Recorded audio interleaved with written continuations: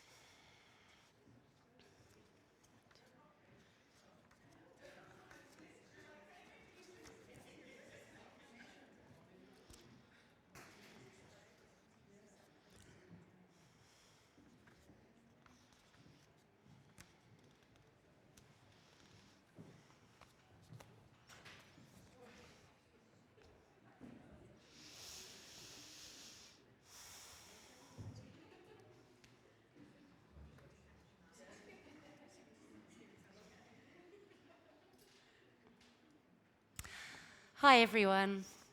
Welcome back.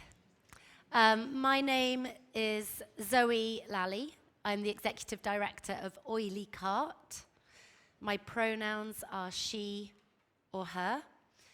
I'm a white woman in my mid-40s. I have long brown hair, and I'm wearing black jeans and a very bright yellow flowery top. I co-run Oily Cart with our artistic director, Ellie Griffiths. Ellie can't be here with us today because she is in Sweden right now, working on our next family show. But she will join us shortly through some pre-recorded videos to talk more about her creative process. You've already had some amazing insights into the incredible inclusive work of secondhand dance and replay from Claire and Andrew.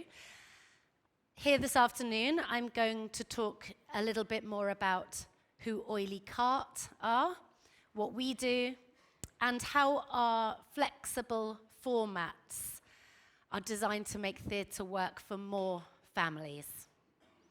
So, who are we?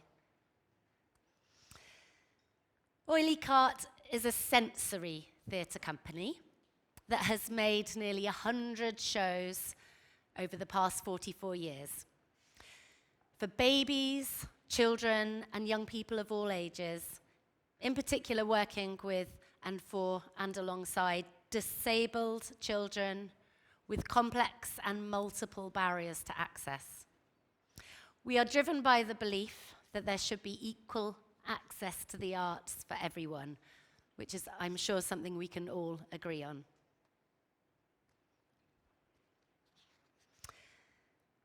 Oily Cart tries to achieve this by making beautifully unexpected sensory shows. These can take place in your local theatre, on your street, in hydrotherapy pools, as you've heard from Andrew, on trampolines, even up in the air. I love how one of our audience members described our work, saying, "In an Oily Cart show, everyone is equal. Everyone is part of the performance, and in a little bubble of magic." Our sensory shows draw from the full palette of human senses. Scientists can't agree exactly how many, as it depends on how you classify them. But there are definitely more than 5. We talk about there being 33 human senses, which you can kind of see in this word cloud. We think about our sense of movement, our sense of balance, the fact that our visual sense is made up not just of colors, but also the contrast of light.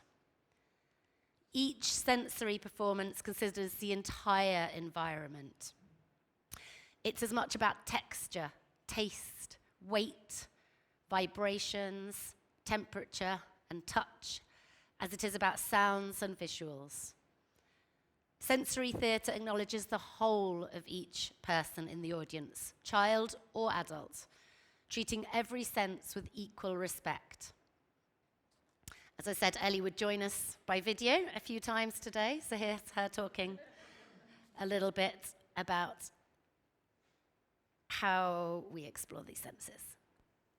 Hi, my name's Ellie. I'm the artistic director of Oily Carts. I'm really sorry I can't be with you today, but I wanted to give you just a small glimpse into how we approach the creative processes of some of the shows that you'll be hearing about more today. As a director, what's really cool is that it's like getting to paint with all the different colours. Rather than only having the language of words to tell your stories in, you have all of these different channels of communication to play with, like the language of touch, the language of kinesthetic movement, the language of light.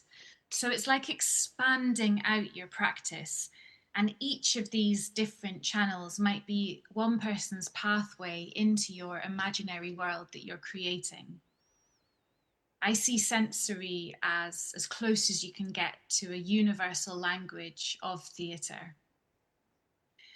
It's kind of like stripping back to what is shared and what is most human. If you think of some of the most profound and powerful moments of your life, probably they were beyond words and probably they were deeply sensory. So to give you a better idea of how we put all these senses into action in our shows, here's a quick look of how we've been exploring this over the last 44 years.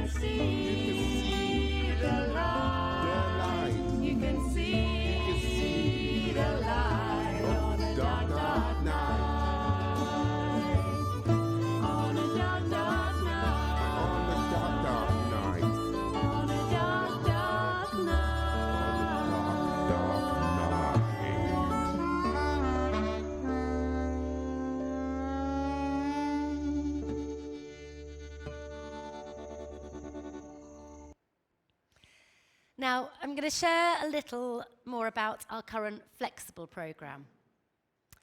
A programme of shows in different formats. It's about choice, access, and finding new ways to reach young people and overcome the barriers that stop them having equal access to theatre. So you'll have heard other people talk about this a little bit today already. But to give some context, I want to talk a little bit about some of the barriers that our audiences experience.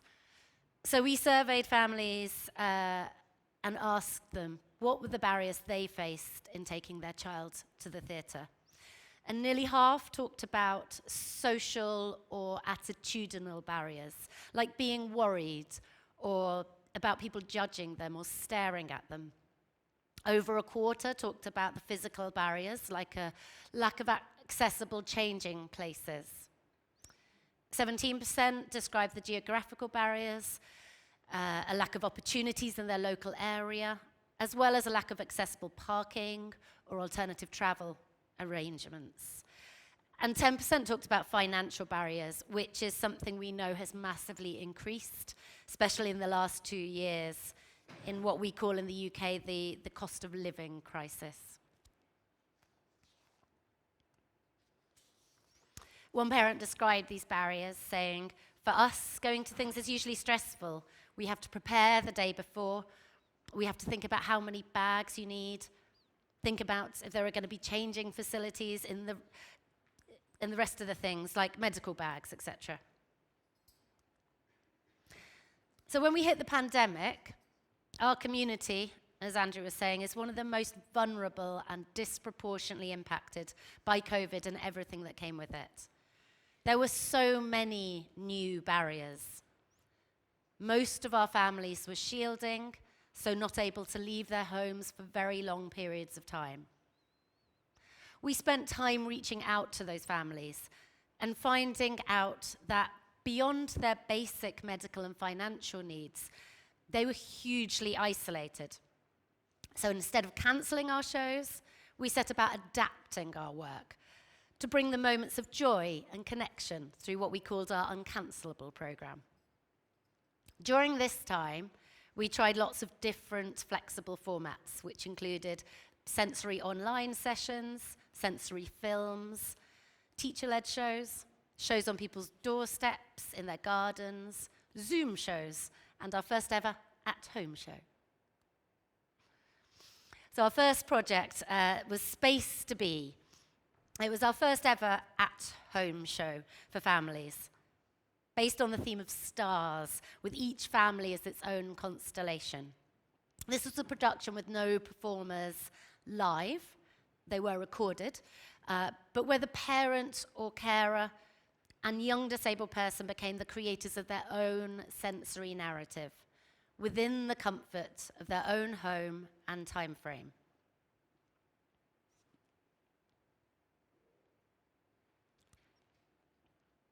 So each family was sent 5 separate packages that could be opened on each day of the week. These beautiful, crafted packages, they formed a sensory toolkit that empowered parents or carers to have a different moment in time with their young person. Something surreal, wonderful, outside the daily routine and concern of living through a pandemic. And so to give you a little insight into this, I brought some of the smaller elements from this project to show you. So you can pass these around. The first one is an object from the first day's experience. This was created specifically for the child's supporting adult, for the parent, the carer, designed to give them a moment of respite and care, which families really appreciated. It's perhaps an object from outer space, an ephemeral object that may be heavier than you might expect. It was accompanied by a beautiful binaural audio piece played through headphones that created a very intimate and personal moment.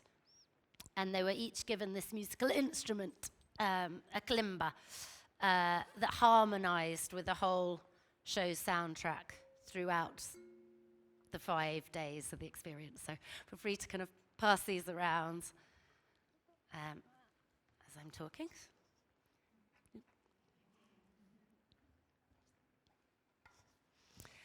And I've got a couple of other objects, which are the tins from day 3, this was an experience called the meteor shower. It widened out to different members of the family, to other parts of the constellation. It allowed families to explore the story further through smell, touch, temperature, and reflections. And throughout this, there was a character, Polaris, who led the experience. So whiz is the sound of a shooting star. Rock, which you can open,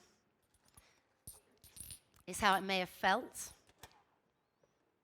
And shine, which again, you can open. And I've got a couple of other families were given these to keep.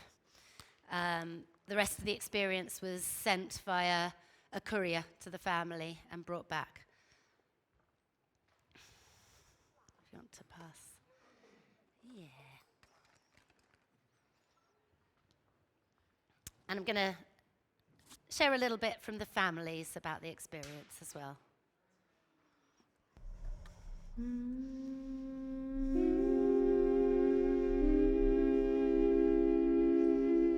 In 2021, we created our first show sent directly into audiences' homes, so we could reach disabled young people and their families who are shielding.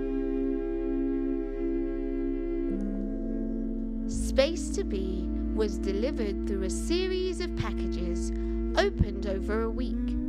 Each contained a different sensory experience and was accompanied by a binaural soundtrack that used the real sound of stars. Space to Be explored each family's unique story, how each person and each family is individual but connected like a constellation of stars. Here are some videos and photos shared by the families from all over the UK of them experiencing Space to Be together. We have their permission to use them as part of this video.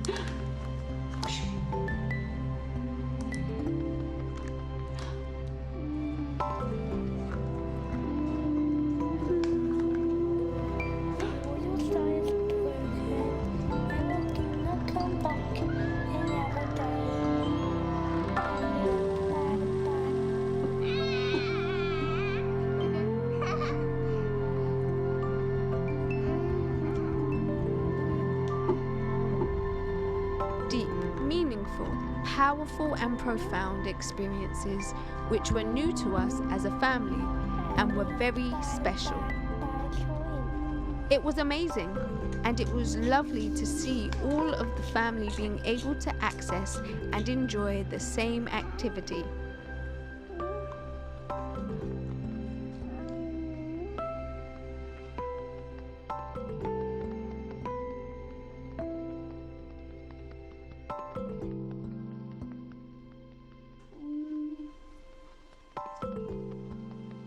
It felt so special to have a beautiful experience that connected us all.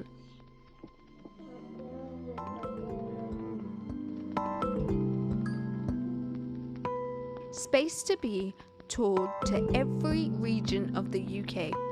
The show was experienced in 70 homes by 164 young people and 150 parents, carers.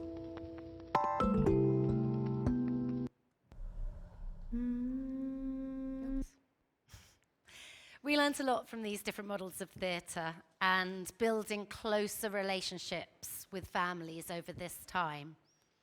One of the biggest things that we learned is how these shows had reached children who wouldn't have been able to access theatre otherwise, before or beyond the pandemic.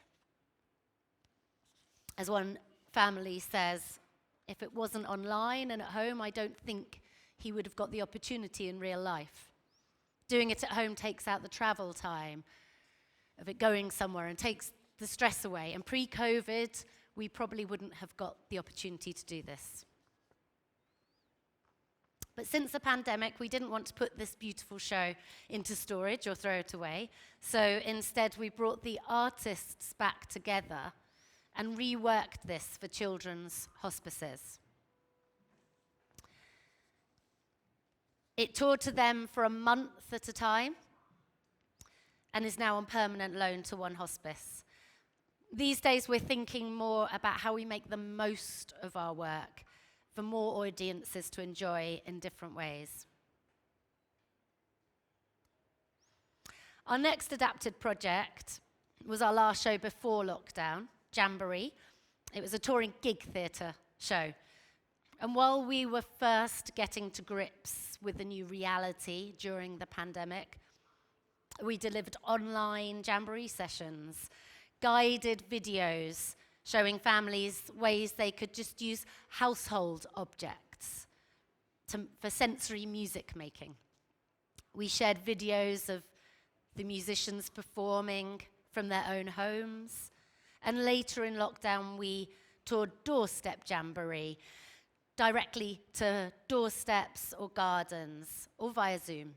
Each person or online gig was a joyous riot of sound and colour. It was something for each young person and their family to enjoy together, or in some cases with their whole street. One family said that the most fantastic thing about the performance was that it shone a light on their daughter and raised the community awareness with regards to people with disabilities. It was lovely to be able to share the experience with everyone, especially the young children and some of the older generation on their street. And as schools started to return, we adapted this to tour to school playgrounds in a pop-up gig version of the show, which you can see in this picture here.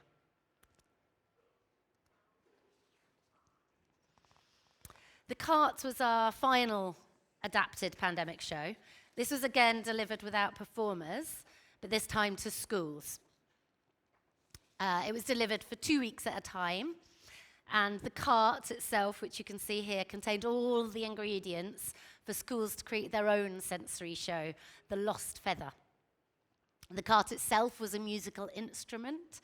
Unfortunately, it's the other side, but it's based on an Ugandan mbire, which is like a very large xylophone with big wooden pieces where you can play, and the children could sit inside the cart and feel the vibrations.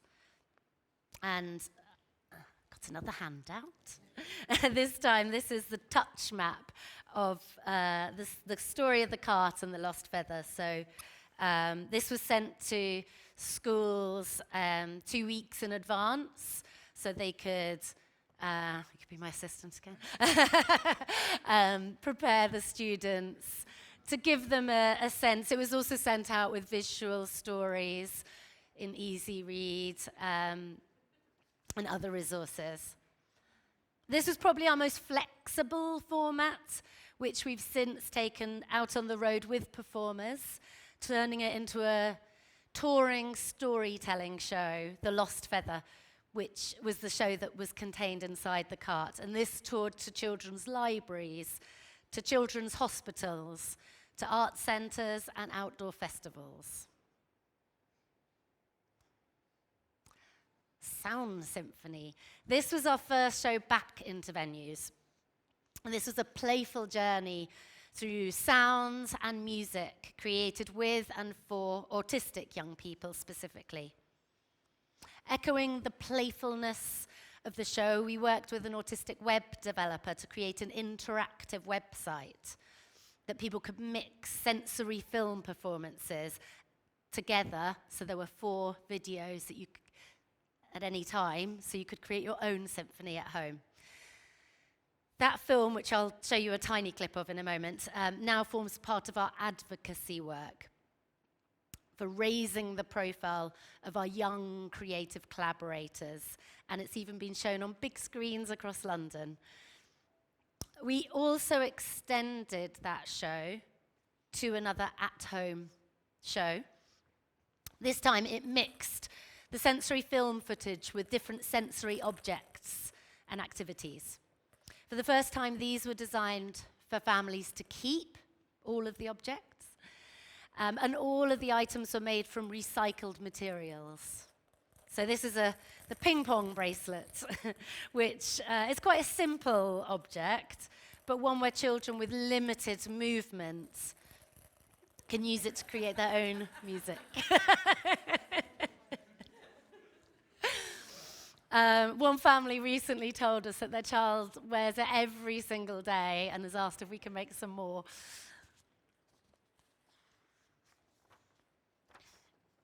Interestingly, the at-home show reached a very different audience to our touring show, which shows that the barriers to going to the theatre were still very complex, especially for people who had less money or were from diverse ethnic backgrounds. There was a much higher proportion of these people able to engage with the at-home show compared to the venue show. And as promised, I should have a small clip of the film.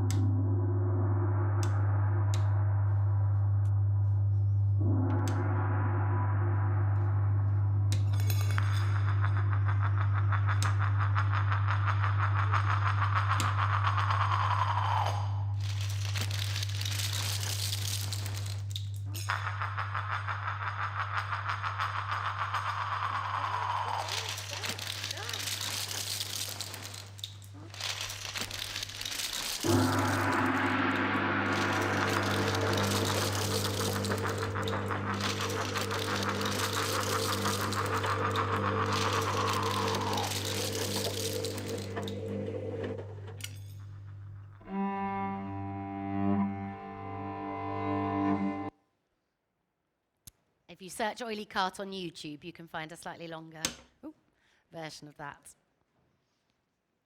So currently, we're living and breathing a new show, When the World Turns. This is a new sustainable international collaboration with Polyglot in Australia. The show has continued to grow and develop over the last 3 years and is currently touring the UK. There have been over 200 shows across 3 continents to more than 2,500 babies, children, young people and their families so far. When the World Turns brings theatre and nature together. It weaves biophilic patterns like the presence of water into the design. For the living set, we tour over 300 live plants, and they fill the atmosphere with oxygen and natural scent. The lighting draws from the color tones of natural light, and the 360-degree soundscape is built from field recordings from our environment, including harmonizing mosquitoes. It was originally commissioned by the Arts Centre Melbourne for their Arts and Disability Festival, Alter State. Since its first shows in 2022, it has continued to evolve and grow. Its first new branch was an at-home show inspired by the main show called A World Beneath Us. It was sent to 50 families across the UK during the summer holidays last year, which is a time of year that we know families struggle to find accessible activities for their children. 2 former associate artists, Greta Chamber-McMillan and Natalia Martin, co-directed this at-home offshoot. Greta, who you can see pictured here, was involved in the very early research and development of the main show, and she led on directing 3 separate film elements of the show. This is her on-set directing.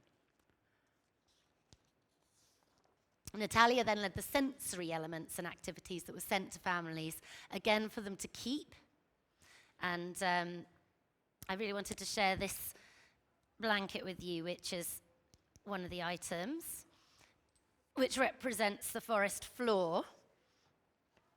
And you can kind of touch it and feel the weight of it, and you can explore the underside, which they went kind of deep into the underground world with this show.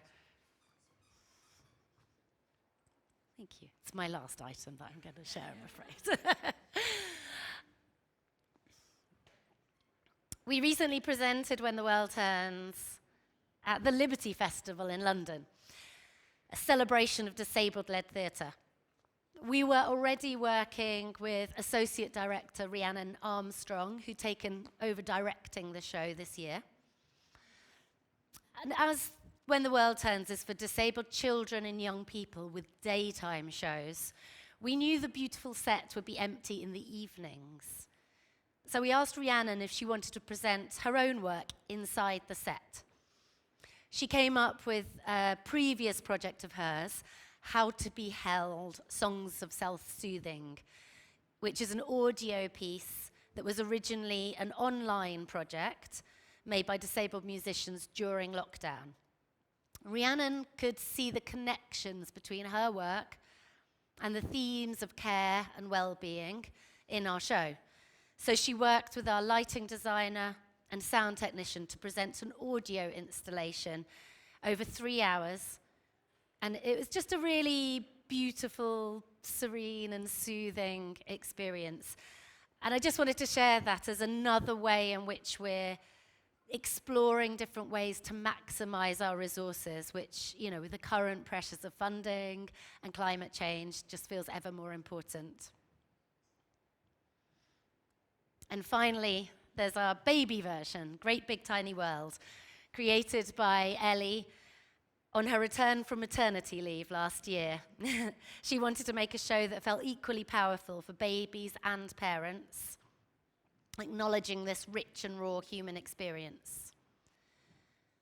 The framing of the show, I do have something else to show you, and I'm sure I've got it somewhere, was reworked. I've probably left it in my bag. Bear with me.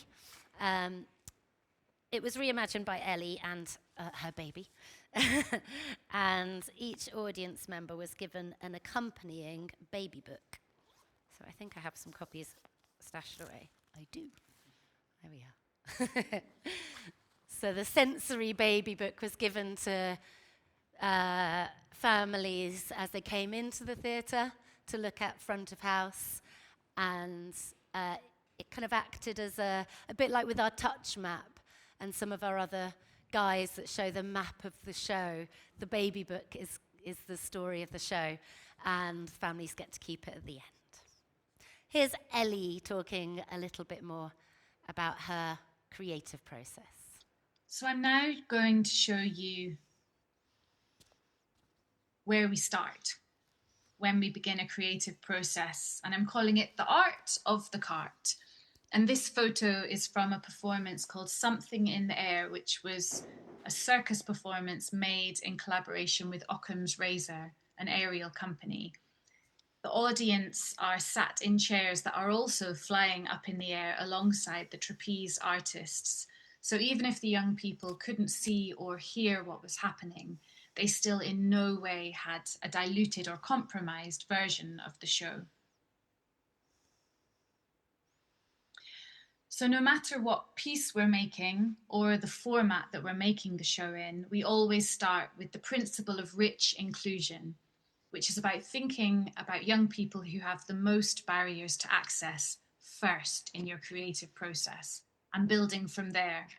So to give you an idea what this creative brief might look like, this quote is by autistic author Donna Williams about her experience of growing up. My mother was a smell and a texture. My father was a tone, and my older brother was something which was moving about. So if as an artist, you think about how you can make a really moving and meaningful theatre show for someone who has this way of being in the world, that's a really great place to start, because everything that you make from that point will naturally accommodate people who have less barriers to access. It kind of makes you dig deeper, push past the things that you normally rely on to make your theatre. It kind of pushes you into unknown territory, which can lead you to ideas that you could never have imagined when you began, which is kind of terrifying, but also really, really fun. So using this principle, we always begin every process with play. The best thing ever, in my opinion, is getting in a room artists and young people with many different ways of being in the world to improvise and play together. Before you've decided what your show is going to be about, even this is what decides the theme or the starting point of our shows. And what you're looking for in these play sessions is something we call shared points of interest. Things that both the children and the artists are authentically really excited or mesmerized by. And you know it when you feel it in a room. So this is an example of one of those moments where young artist Lucy is really, really interested in what her mum describes as the taste of sound, where she plays her guitar with her mouth to physically feel the music. And next to Lucy is a professional musician, BK. The way BK composes also happens to be all about thinking about the way music feels, even more than the way it sounds. So this moment was a really natural moment of improvisation where the two of them just got completely, deeply absorbed and into it. And the taste of sound became the starting point for our new show, which is called In Sideways, which is about to premiere. And In Sideways is where the family are delivered a magical chest of drawers, where the drawers open in different directions. The idea being that through this chest of drawers, they enter into this fantastical sideways world where you can taste sound, you can see all the colours, and you can feel patterns. So from this, from playing, from finding these shared points of interest and starting point, then we go through this process of shaping the show, which is the sensory dramaturgy. When I'm thinking about the sensory dramaturgy, the main thing that I'm thinking about is what theme or story is going to be relevant or resonate with people who have these different ways of being in the world. Also including the adults in the room, who we see as we see our work as intergenerational. So it's as important for the adults that the theme resonates as it is for the young people in the room. So these photos are from our project Space to Be, which was set in a family's home. And because the show is site-specific in a family's home, there was this amazing opportunity to create something that could be very personal and very intimate. So in this situation, as you can see from one of these photos of a father and his son, theatre really is something that can happen between people in the tiniest moment. With any budget, you can create something that can just mean so much to people. And Space to Be was all about trying to create a show that could mirror families' stories back to them, because those emotions between family members are some of the biggest human emotions out there. And Space to Be was really about creating scenes that could highlight and leave space for this so that it could be super personal. So the theme we came up with was about constellations of stars. From a scientific point of view, each star is unique in the solar system, but when you draw lines between these stars, that's when stories emerge and constellations, and that was the metaphor for the family, which gave us lots of great potential for making nice starry sensory effects, but also could give us a metaphor that could create some really human moments amongst it. We're always really paying attention to age appropriateness within our sensory work. Often when people talk about children who are intellectually disabled, they can talk about their mental capacity as if they're of a younger age. And this can easily get confused with someone's inner emotional life. it's just always good to remember that a child who is 9 years old, regardless of their intellectual capacity, has had 9 years worth of emotional experiences. Often children who are disabled, who have complex disabilities, might have had much more extreme or traumatic emotional experiences than other non-disabled children their age.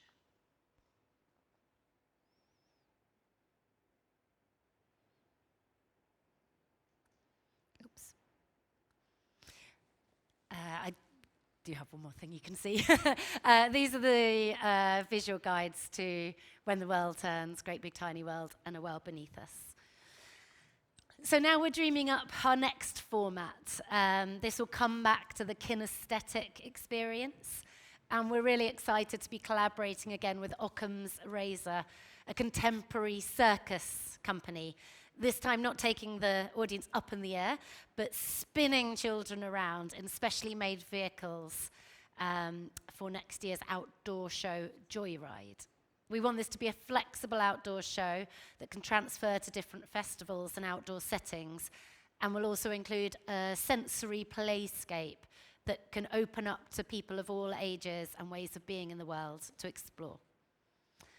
And as Ellie mentioned, we're really excited to be taking this flexible program overseas with our next show in Sideways, working with Swedish partners, Folkteatern Gävleborg and Estradnor, as part of the Sense project, which I'm delighted that Andrew here is also working with. In Sideways, we'll tour in 2 formats, initially an at-home model that Ellie described, and then we'll expand out to a touring sensory exhibition, an installation that will allow us to go deeper into the durational experience. So that's, you know, as you've already heard, is a great way to kind of get over the barriers of the time constraints of typical theatre performances. Collaborating across borders is not only a way to share this practice, but opens us up to learning together new ways to best reach this overlooked audience. Together we can create a world where theatre can be available and relevant to every child. But we know this isn't an easy journey and we don't always get it right. So here's Ellie to share a few of these learnings with you. I wanted to take just a few minutes to acknowledge some of the hard lessons that we've learnt along the way. And there are many of them. One of the biggest ones is just accepting that failure is an inevitable part of this work. No matter how hard you try to be accessible and inclusive, you can never get it right for everyone. What we do is we try and prioritize. So shows go deep, not general. So when we say that, like, one show might just be so perfect for children who seek really intense whole body sound experiences, but because it's doing that really well, it might be terrible for children who are sound sensitive. So then we have that in our minds, and in the next show we make, maybe it's a much gentler, quieter experience that can be perfect for children who have a much more still way of being in the world and who need things to happen at a much slower pace to leave room for processing. Be careful of the assumptions you make. I've been extremely guilty of this. I think when you've done some work with disabled children, it's really easy to start generalizing and assuming that you know what they like. Beware the they. The minute you talk about a group of people in this way, you're already getting it wrong. The labels we use to group people together are blunt tools, and within that one label can just be the biggest diversity of different perspectives and needs. The best way to stop this happening is just always, as much as possible, be in a room with people that you are making work for at every point possible in the process. Another hard learned lesson is about avoiding, when you're trying to make change, just always approach with a positive mindset, where you're celebrating all progress and love your small wins, and have patience. Everyone is starting from where they're at. And the best thing you can be is an artist that inspires change, rather than making anyone feel judged or criticized. So to finish, I would just really, really like to encourage you to be brave. What is very cool and exciting is that this is such a new form of theatre. It's only been going about 50 years, which in the context of the history of theatre is no time at all. So you are part of this global sensory theatre movement, and you have a part to play. Only a small amount has been discovered, and beyond that is this huge uncharted creative territory, which of course, when there aren't clear pathways, it can be scary. You can trip and fall, but I would just encourage you to see what's been done, and then just follow your own instincts and take it where you want to go, and make it possible that these audiences just expect more from theatre, bit by bit by bit. So to finish, I'd like to use a quote by the amazing artist and researcher Anne Basting, which is, "Go where you're afraid to, make beauty there." Thank you very much, and enjoy the rest of your day. So we're really excited by the infinite creative possibilities left for us to discover with the artists, young people, and families that we collaborate with, and how this is starting to spread as a global sensory movement. I just want to leave you with the words of one of our young collaborating artists, Corey Nicholson, who sums this up by saying, "There is further to go, and many, many more possibilities. In 40 years from now, sensory theatre might even be seen as not a different or special way of making theatre, but maybe just the way that makes the most sense, so everyone can come." Thank you.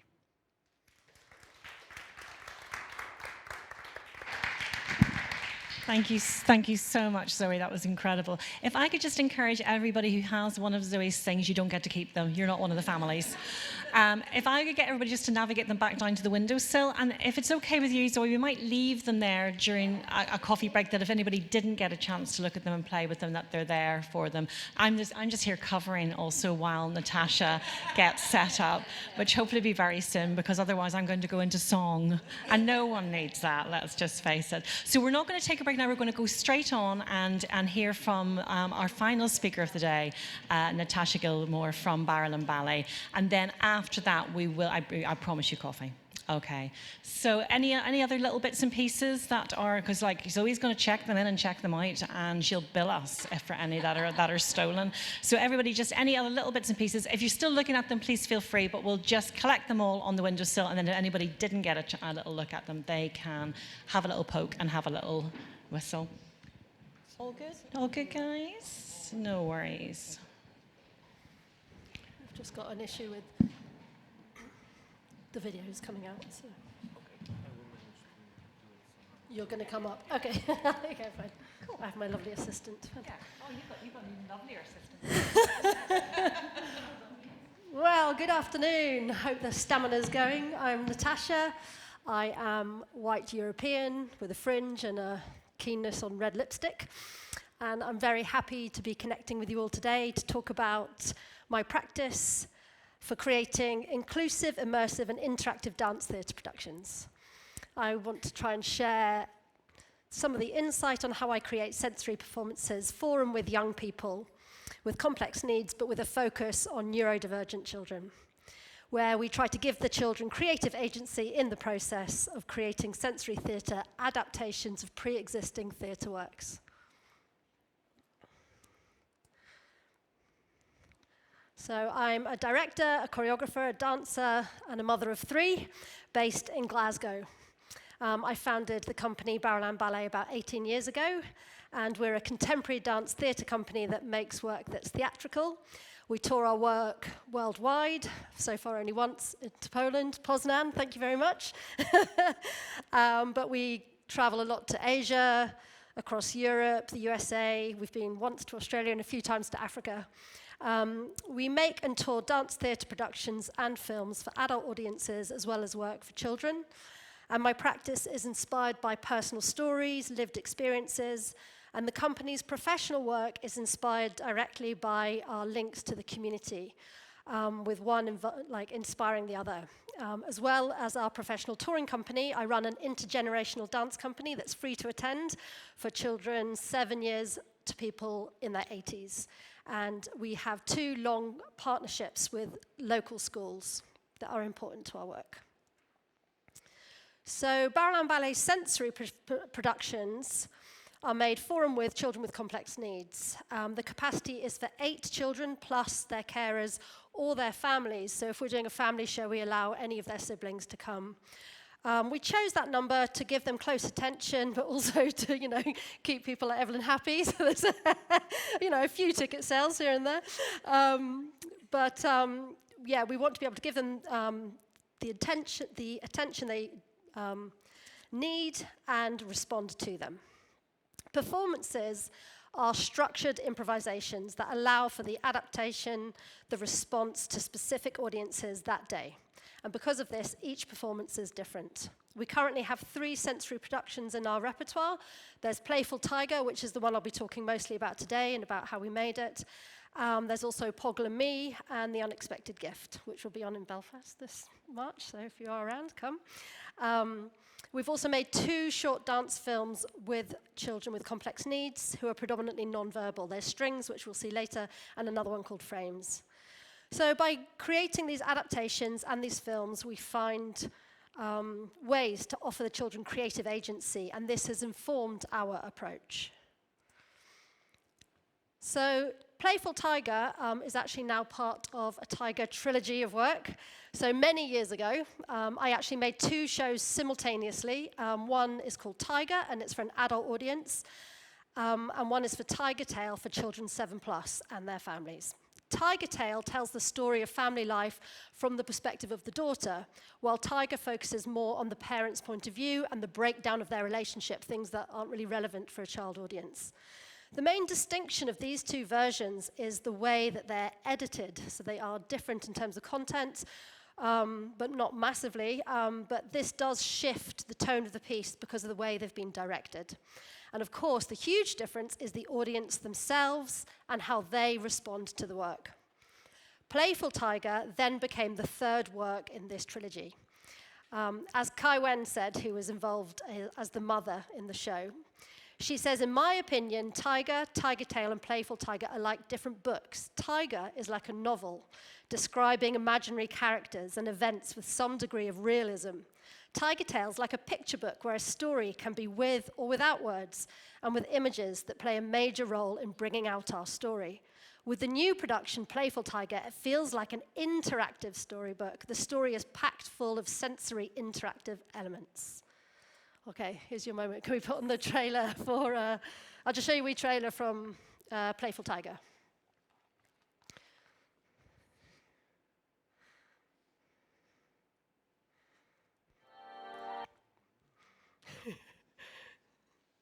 For some reason, my one just didn't work.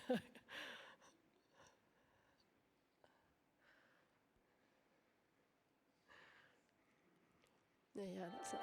Thanks. Move the space bar a sec.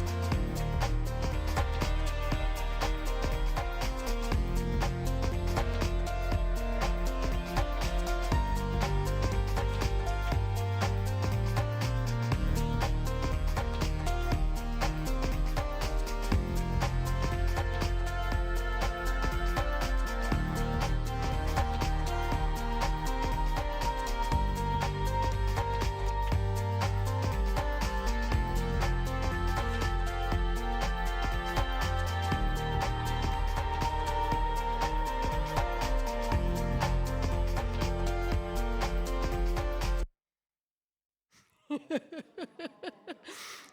was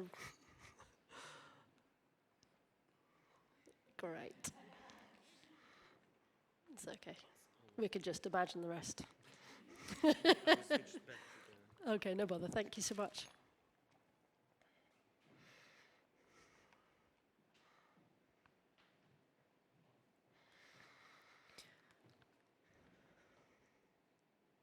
So the one below that, yeah.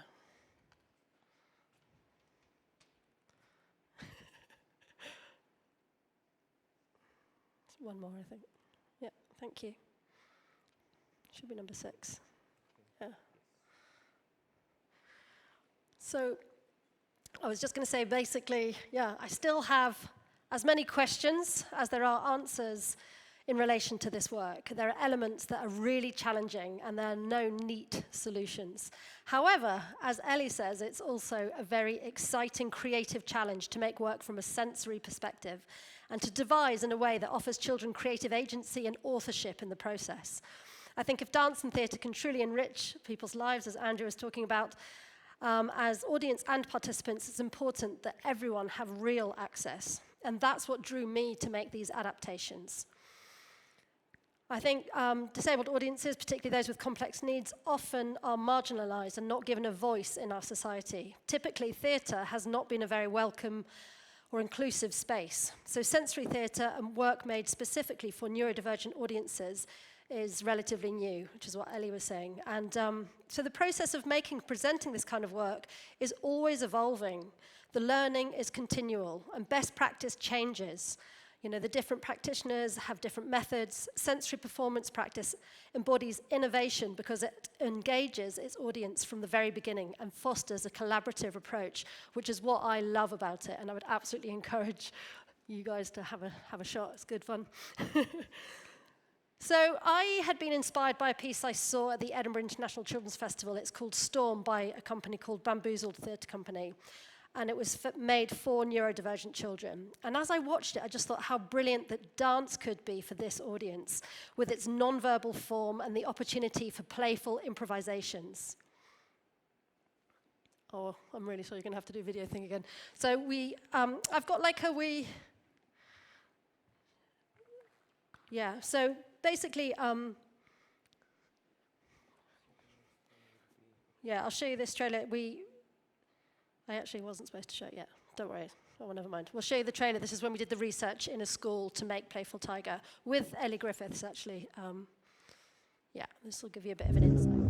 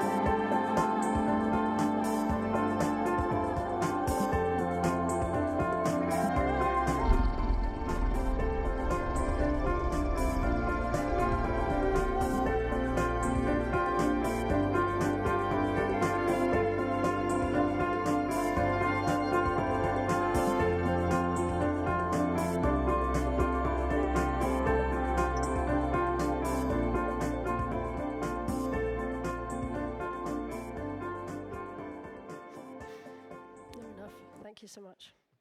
So if we go to slide 8, that would be great. Thank you so much. So yeah, as I said, I collaborated with Ellie, who you just saw in the last presentation. That was before she had her job as artistic director at Oily Cart. And she had seen Tiger Tail at Shrikmaker Festival, and she was really excited by it. Simultaneously, I had seen the show in Edinburgh. And we were excited to come together and make an adaptation. And we chose Tiger Tail because of the sensory aspects that were already inherent in the work. So there's the smell of oranges that we use in the show to represent the tiger, and the bassy music that's played through these subs that vibrate through the body, and obviously the kinesthetic nonverbal language. And I trusted the dance artists that I worked with, their improvisation skills, their sensitivity, and their fearlessness. And I knew that they would be brilliant with this audience. Yeah, Ellie talks about sensory theatre as making work for an audience with extra aliveness, which I absolutely love as a description.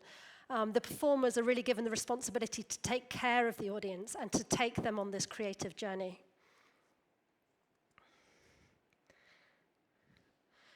So yeah, Ellie wrote a blog while we were working, and she said, "I've been inspired by Barrowland Ballet's boldness and how they've not approached this audience with fear, but with a sense of curiosity and playfulness. The company and the audience feel a natural match. Both thrive on disruption and improvisation and have an uninhibited way of making and viewing theatre."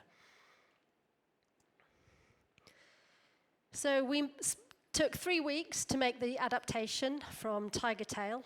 We initially started with a training day, working on learning about working with children with additional needs, focusing on neurodivergent children on the autism spectrum, and learning about existing techniques like intensive interaction, which Andrew talked about earlier, and reading, relevant materials, like reading the book The Reason I Jump. There's like a list of things and access to a lot of this stuff online.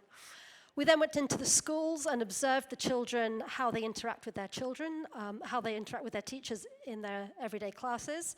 And then we built our set in the school for children with additional support needs. And we worked with 3 groups a day, collaborating with the children through interactive performances and workshops over a period of 2 weeks.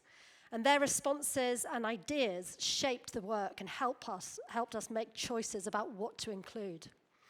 Then the 3rd week, we moved into a venue to rehearse for a few days without any children there to refine the work. And then we invited them in for a series of performances towards the end of that week.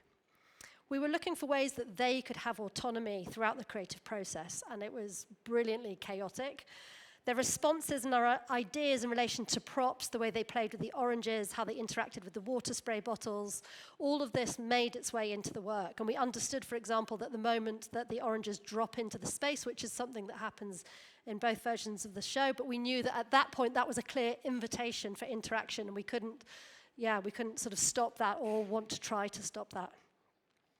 Each audience you have is very different, so working with a number of different groups really allowed us to develop what we were offering to children, even though the responses really vary. We tested out working with different age groups to find the appropriate age for the work. And actually, all 3 of the sensory shows that I've made are for children 7+.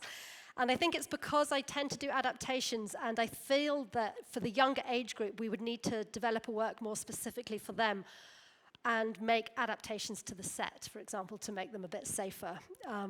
So I felt this contact time between the performers and the children was absolutely essential. You really need it to test out ideas, and for the performers to gain confidence and understanding. We still learn new things in every single show, and we take time to reflect after each performance. The process, we were looking at how to make the material engaging for this audience, and we took the time in the school to make choices about how much of the narrative and the emotional journey to retain. We wanted to offer multiple layers of engagement. For example, there are some audience members who clearly enjoy the narrative journey, whereas others might not sort of just notice a dynamic shift.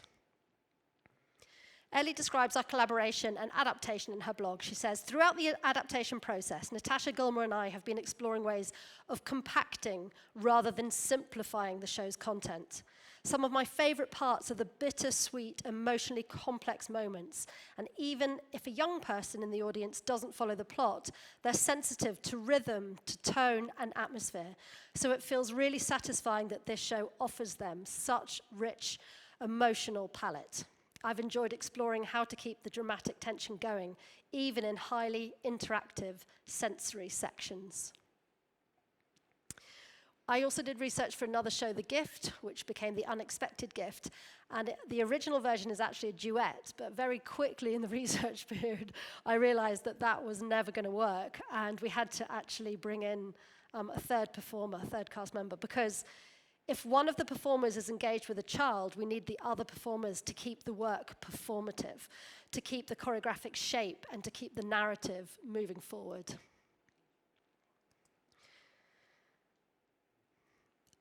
So when we're creating these productions, we're creating everything from a sensory perspective. It's not just considering the audience sitting back and experiencing visuals and sound. You're concerned with the whole sensory perspective. That's why for us we developed a way of working choreographically that's immersive and interactive. Oh, these are a bit behind. Sorry about that. Oh well. So during the research, the children responded well to dynamic elements such as repetitive jumps and spins and percussive movements. So this affected the choreographic choices. The children's physical and emotional responses influenced these choreographic choices, and we added repetition to the choreographic structure of the work. We also focused on bringing out the sensory aspects of the work, the kinesthetic elements, and interaction with children and touch, because for some of these children, their primary communication is through touch. The piece allows for a series of structured improvisations, so the length will depend on the children's level of interest and level of enjoyment. I was especially keen to develop the possibility for physical interactions and utilizing the dance artist's skills and sensitivity to explore this. So, using touch brings on the very complex issue of consent. What does consent look like in this context? If a child is nonverbal or has profound and multiple learning difficulties with very minimal movement, should we invite physical interaction? And actually, this is getting more and more complex. So recently, there's been some laws passed in some regions of Scotland where the teachers are no longer allowed to physically touch the children in any way, which when you know these children seems almost impossible to imagine. But as artists, we somehow, skirt around the edge of that, and we do have permission, and therefore the teachers are even more sort of delighted when we do turn up and offer that to their children. Because a lot of those children, their touch might be about controlling or, other elements. So using creative, different ways of touching can be really brilliant.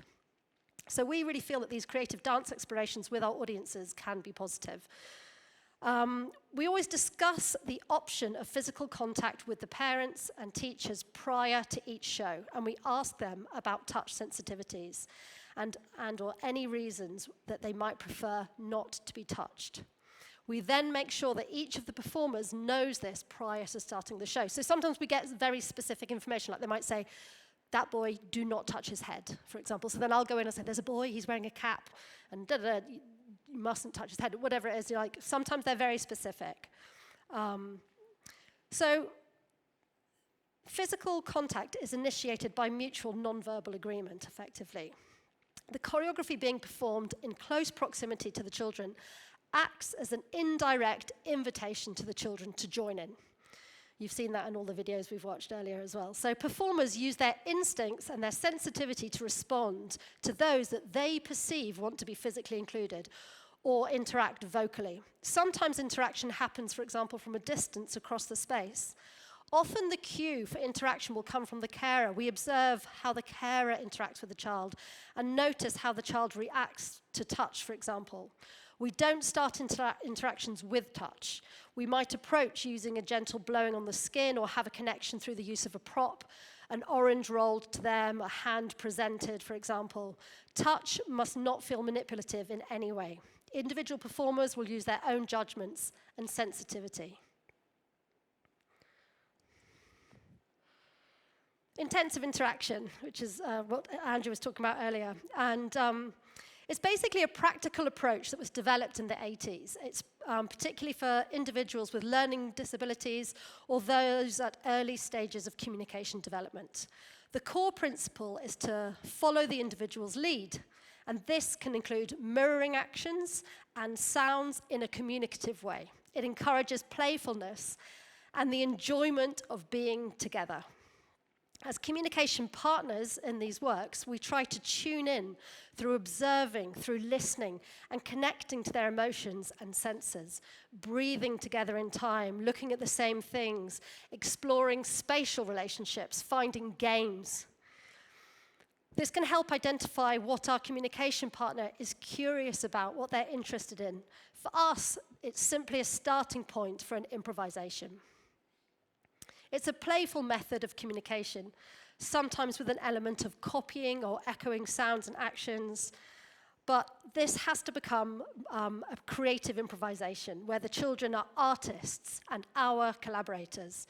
It's responsive and it requires time. So in the structure of our productions, we create space for these interactions to happen. These intense interactions require refined observation skills. And yeah, we are able to cue the moving forward of the piece in different ways so that we can really allow space to happen. And we've put in moments of stillness, moments of quiet, something that's quite challenging for performers. But it really helps to create those moments. I just wanted to talk briefly about the term relaxed performances. It's a term we use in the UK. To be clear, that there is a brilliant place for relaxed performances, but for us, even a relaxed performance would not cater to the complexity of the children's needs that these productions are aimed at.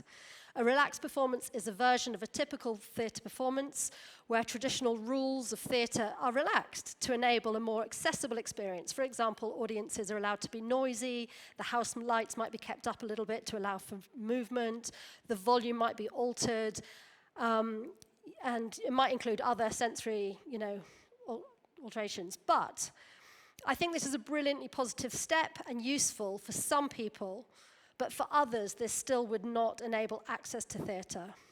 And it's this audience in particular that we're interested in. So ways that we do it as a company, we have a role that we call the audience host.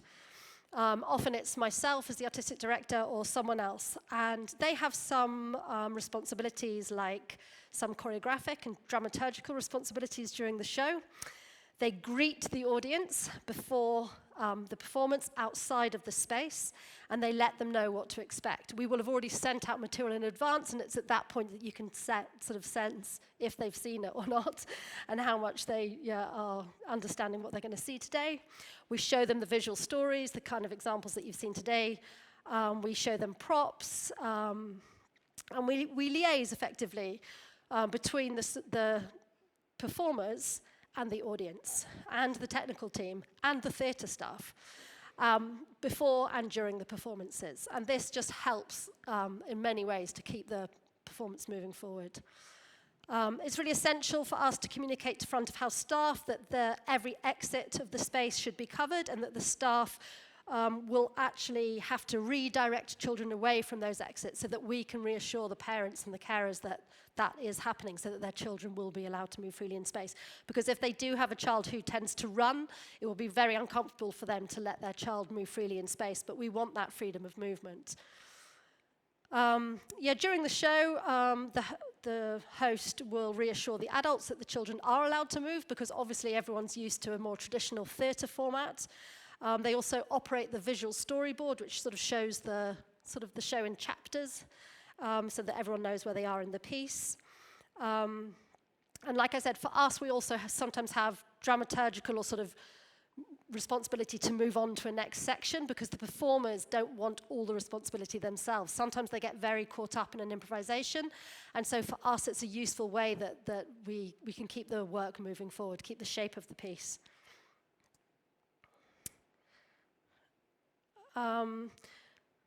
Then there's some roles, I guess, of the host venue. We provide a number of supportive wraparound elements for the audience in order to make the venues and the experience more accessible, including audience packs that are sent out in advance, the visual story that we talked about, a video explaining what to expect, the venue pack for the box office team so that they can talk to prospective audiences with an understanding of the work and who its target audience is. We also asked the venue to put in a photo or even a video of the video so they can see what it will look like when they arrive. Yeah, and just make sure that the visual story goes out in advance, basically. The performers also have, I mean, everyone's touched on it today, but they have a huge responsibility as well. They perform the choreography, but they keep the narrative moving along while remaining alert and receptive to the audience, permitting time for the audience interactions to develop and be playful, but being in place for choreographing sections within the work. Obviously, trying to not flatten any children is always quite good as well. The performers have a lot to juggle with during the work, which is why their skills and their instincts are so important. Yeah, sometimes our technical team interact with the children too. So the 3 adaptations we have, I've talked about a little bit. There's Playful Tiger, The Unexpected Gift, and Poggle and Me. What's brilliant is that we can offer venues all versions of the work because they're designed to run alongside each other. Each version uses a similar technical setup and cast and set, and this is obviously really useful to offset the financial risks of the small capacity. I think, though, that the other positive about them being adaptations is that the sensory theatre pieces benefit from the long sort of research and development period that went into making the original productions. And I think that by performing these more condensed versions of the work where the children were more involved in the development of the piece and where we use regular improvisations, we understood more about the characters, and this had a really positive impact of the performance of the other versions as well. Both The Unexpected Gift and Poggle and Me work as Christmas shows, which is a big kind of business in the UK, not sure how it is here. And what's brilliant is that we run, for the whole period of December, we'll run one of the shows, but we'll make sure that at least one of those weeks is for the sensory version of the show. Or sometimes we do it in January as well. And in March, The Unexpected Gift will be in Belfast.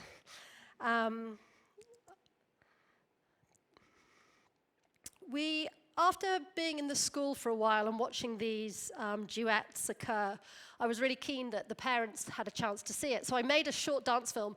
It uses the set from Playful Tiger, but it actually has no connection with it whatsoever, really. It's just that it was a very beautiful set, and I knew that the kids would remember us through it. So I made a short dance film, and I've got a wee video to show something about the making of that film.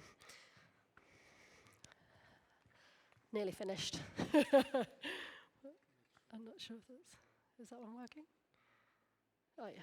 So you'll see some of the same footage because I was trying to explain that we had been in the school to make Playful Tiger, and then it went on to make this short dance film, which I think you'll see after the tea break as well, in full.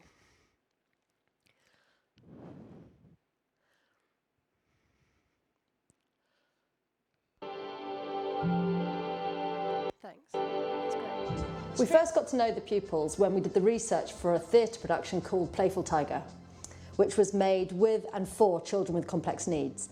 I felt so privileged to be witnessing the dances unfold between the pupils and the dance artists from the production. And I felt sure that their parents would love to witness these. So I thought we should come back and make a short dance film with the children as creative partners to capture these dances. We returned to the school and we worked with the children so we could all get to know each other and start to work together creatively to devise dances that would make the film. When we started the process, we took the time for all of us to get to know each other. We started to understand better the different connections that we had with each other and what we found interesting and inspiring. We introduced improvisation tasks and responded to the children, allowing them to have creative agency and take the lead. Our task was to be observant and remember the improvisations that were choreographically interesting to all of us. I think both the children and the adults knew when something was meaningful and would remember it, so we could revisit the playfulness again, understanding what was stimulating and interesting for each of the different performers. Sometimes the music was a clear invitation, but sometimes it was obvious that improvisation worked better in silence. Some of the children are sound sensitive. We often found inspiration in cause and effect playful games. There were some who would seek out dancing in full contact with supports and lifts, preferring high-octane kinesthetic feelings, like being spun around. But some of the partnerships preferred travelling around and moving through space alongside each other rather than in contact. We had the chance to get to know each other's improvisation styles, preferred tempo and movement qualities, and gradually different dances unfolded, all working as creative partners in the space to create and be sensitive to each other. We aimed to create an environment where everyone was engaged. We were not leading the communications and dances that unfolded, but aimed to engage with the children on a playful and intuitive level so that everyone involved was motivating each other and there was a collective response. It was important for us to work in this way so that every performer could express themselves, and for these children who are predominantly non-verbal, this enabled fluid communication between us. We all go through an awful lot with our children, and we would love them to have these sorts of experiences as the norm. We don't get to go to ballet classes or, any sort of after-school club in that sort of sense, because it's just very difficult. A few months later, we went back to the school to share it with the performers and the parents.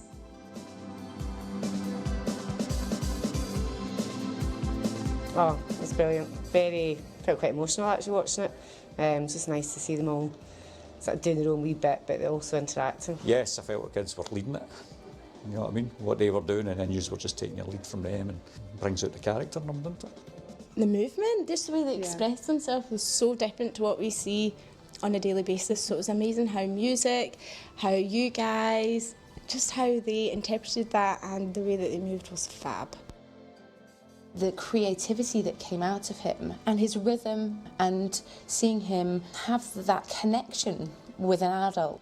It did surprise me how much he interacted, how the touch was so important to him, because I would have thought he would back completely away. It was just beautiful.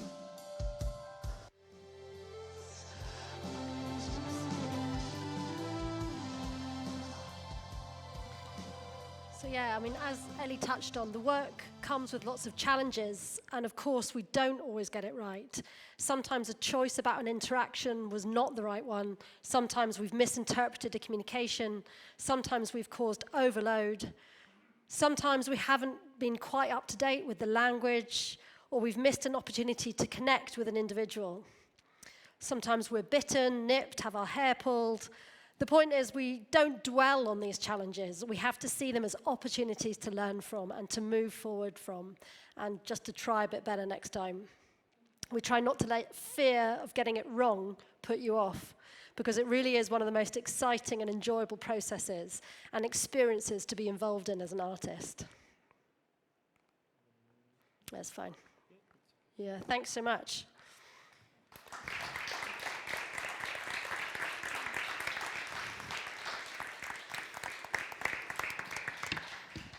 Thank you so much, Natasha. That was fantastic. So just before we go to coffee, I also got a fear of missing out. I had severe FOMO, so I've decided I wanted a glamorous assistant of my own.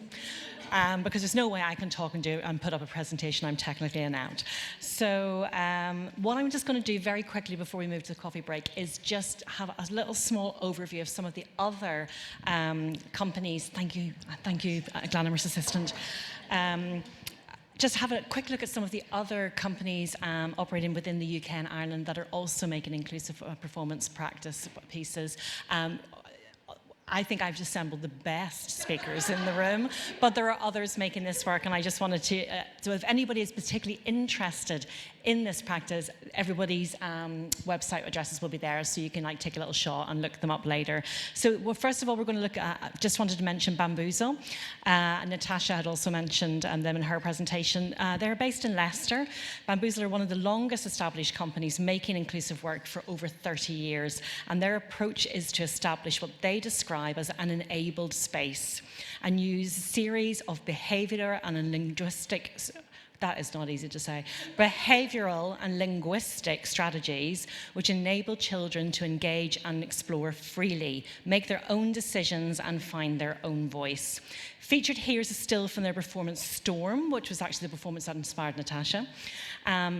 In their work, the performers use a set of approaches to connect with individual members of the audience during the performance and encourage them to explore freely and make their own decisions. So, for a little bit more info on Bamboozle, you can look them up there. Oh, I think I've skipped one, have I? Yes. So Jess Roll is an inclusive dance artist based in Bray in Ireland. She's a movement facilitator and a creator of multi-sensory dance performances for young people with additional needs. Here we see the stunning Making Waves, which was at the Belfast Children's Festival. Her projects and performances connect people of all ages and abilities, always offering a welcoming space for expression, exploration, and an invitation to experience movement, sound, and sensation in ways that are personal, transformative, whether in schools, theatres, or community settings. Her work is highly visual and really stunning. Her most recent work, Other Worlds, is also really worth looking out. So check out Jess Roll, beautiful artist.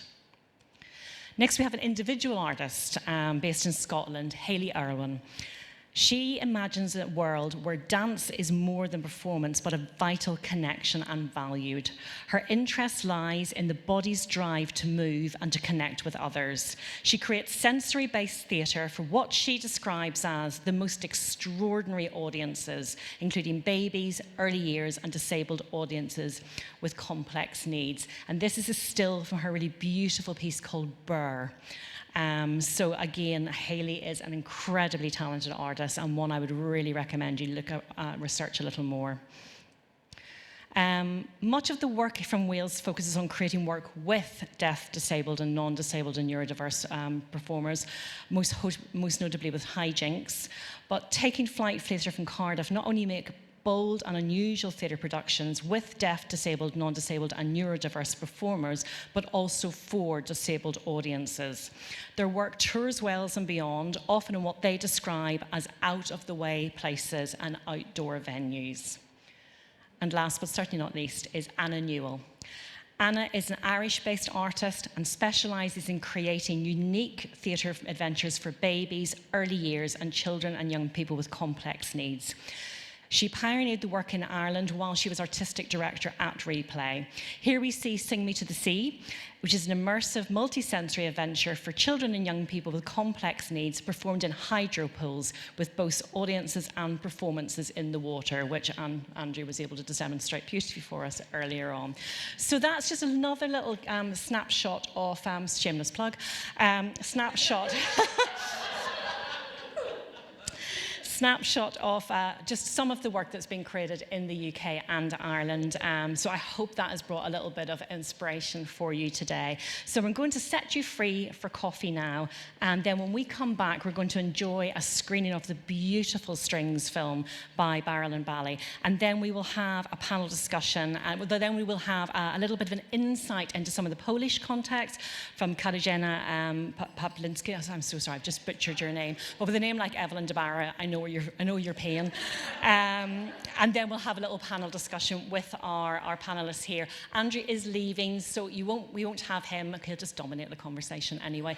So, but Andrew has left some cards, so if you'd like to reach out, if you had any questions specifically for him, they're just on the windowsill, do pick them up. So everybody, when in your presentation, Zoe, you said about Ellie's little comment of take the small wins. I think that was a really lovely comment. I'm going to take my small win that we're actually on time. Go us. So I'm going to release you all for coffee. If I could have everybody back at 2:45, so 2:45, please, that would be great. Thank you so much.